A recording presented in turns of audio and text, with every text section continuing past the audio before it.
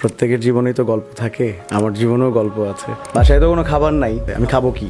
আমার তো ক্ষুধা লাগছে, ধানমন্ডি লেগে হাঁটতেছি, কেউ যদি খাবার থাকে না যে দেয় আর কি, এরকম চাইতেও পারতেছি না। ইজ্জত, আমি আমার বাবার কাছ থেকেও চাইতে পারছি না, চাইলে আমাকে দিবে, কিন্তু চাওয়ার তো মুখ নাই আমার।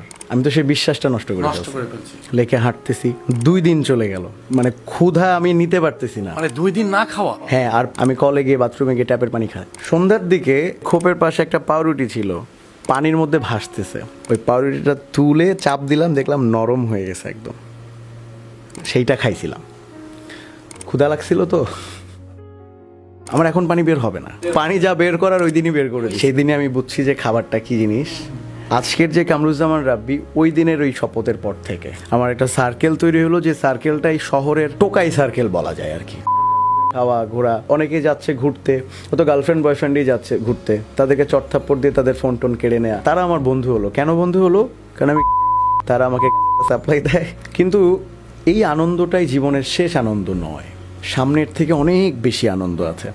এটা বাবা হিসেবে মানতেও বলছি না, শুনতেও বলছি না, এই কথাগুলো আমাকে ভাবায়। কামরুজ্জামান নামটাই আমার জন্মের আগে থেকেই আমার বাবা ডায়েরিতে লিখে রেখেছিলেন। এমনি বড় সিনিয়র আপুদেরকে ভালো লাগতো, সেটা তো থাকে, কিন্তু প্রেমে পড়লাম আমি কলেজে উঠে। ছোটবেলায় যেমন এমনও হয় কিন্তু যে টিচারের প্রেমে পড়ে যায়। প্রেম করলাম 2 বছর, কিসের কি পড়াশুনো, কি রে একটা মেয়েও আমাকে দাম দেয়, আমার সাথে কথা বলে। ছেলেরা বোধহয় গানজুট্টি হয়ে গেছে, হ্যাঁ, তাছাড়া ফেল করে কিভাবে? একটা মানুষকে না জেনে না বুঝে কিছু কথা বলে, এটা কিন্তু রিয়্যাক্ট করে, ইফেক্ট পড়ে, একটা মানুষের মেন্টালি বড় ধরনের ইফেক্ট পড়ে। আমার পড়েছিল ওই সময়, কারণ ওই সময় আমি বুঝতাম না। 1 মাস যদি তুমি চেষ্টা করো, এই পরীক্ষা পাশ করা তোমার জন্য কঠিন কিছু না। আমি ঠিক 1 মাস পড়াশোনা করি, কারণ বাবার ওই বিশ্বাসটা আমি নষ্ট করে ফেলেছিলাম। আমার জীবনে আমি একটা সূত্র তৈরি করে ফেললাম, যাই করি কারোর সাথে এমন কিছু করব না যেন তার সামনে দাঁড়ানোর মতো অবস্থা আমার না থাকে। জন্য আমি না খেয়ে থেকেও কাউকে কল দিয়ে বলতে পারিনি।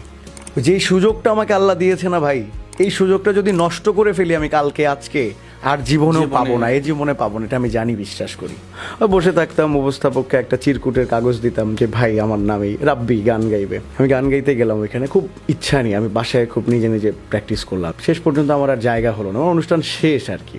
স্কুল ফাঁকি দেওয়ার জন্য এমনকি এটাও করতাম ভাই, স্কুলে গিয়ে একটা রসুন হাতের মধ্যে রেখে দিতাম, তাহলে শরীরটা গরম হয়ে যেত। স্যারকে বলতাম স্যার আমার তো জ্বর, আমি বাসায় যাব। দেন বাসায় গিয়ে তোকে দেখে কিন্তু ভাই এরকম মনে হয় না। বাড়িতে আমার বাবাকে মাকে সবাইকে বলে আমি তো জিপে 5 পাবো, A+ এর স্টুডেন্ট আমি। আসলে কিন্তু আমার রোল থাকে 22-23। আমার না খুব লাগলো, আমি স্যারকে বললাম স্যার দেখেন আপনি, আমি জিপে 5 পাবো, একজনে যদি পাই আমিই পাবো। পাইছে কিন্তু 3 জন, আচ্ছা, তার মধ্যে আমি একজন। এরপর জিপে 5 পেলাম। পুরা গ্রামে সবাই, চায়ের দোকানগুলোতে, গ্রামে যা হয়, জিপে 5 পেয়েছিলাম। কেমিস্ট্রিতে ফেল করলাম। আমি যেখানেই যাই সেখানে বাবা তুমি নাকি ফেল করছো, নিতে পারছিলাম না এগুলো। মাঝখানে নেশার কথা যদি বলি, শুধুমাত্র থেমেছিলাম না, 3 মাস খেয়েছি, টানা 3 মাস। এরপরে খেয়েছিলাম 2 বার। তো ওরকম ভেতরে একটা কাগজের ট্যাগ, যেখানে লেখা যে যে আমাকে 3 বার ভালোবাসা দিবে আমি তাকে আজীবন ভালোবাসবো। মায়ের একটা গহনা ছিল, সোনার হার, সেই সোনার হারটাও মাকে দিয়ে বিক্রি করিয়েছি। আমি না আমার জীবনে এরকমই ছোট ছোট কিছু ট্যাগ, যেটা আমার যদি মেমোরিতে একবার লাগে আমি ওইটাকে করি।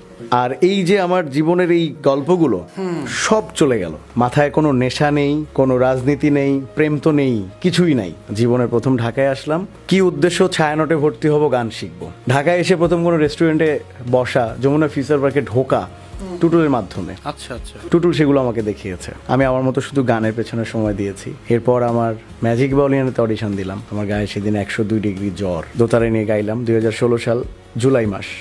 হৃদয় পিঞ্জিরার পোষা পাখিরে। তা একজন বিচারক, নাম বলবো না, উনি বললেন যে না হচ্ছে না, যাও একটু ব্যালেন্স করে নিয়ে দূর থেকে গাইলাম। এবং গান শেষ হওয়ার পরে বিচারকদা কিছু বলার আগেই ক্যামেরার পেছন থেকে প্যানেলে সবাই হাততালি দেওয়া শুরু করলেন। আজকে এই অনুষ্ঠানেও বলছি যে আমি এত খুশি ছিলাম যে আমি 5th ম্যাজিক বাউলিয়ানাতে। আমি আসলে সরি আমার পরিবারের কাছে, স্পেশালি আমার বাবার কাছে, এবং আমি সৌভাগ্যবান, সৃষ্টিকর্তার কাছে কৃতজ্ঞতা জানাই আমি এমন একজন বাবার সন্তান। আমি ওই সময়টাতে মানে নষ্টই হয়ে গিয়েছিলাম, হতে পারতাম বললাম না, কারণ আমি নষ্টই ছিলাম। Podcast with Anis Rahman.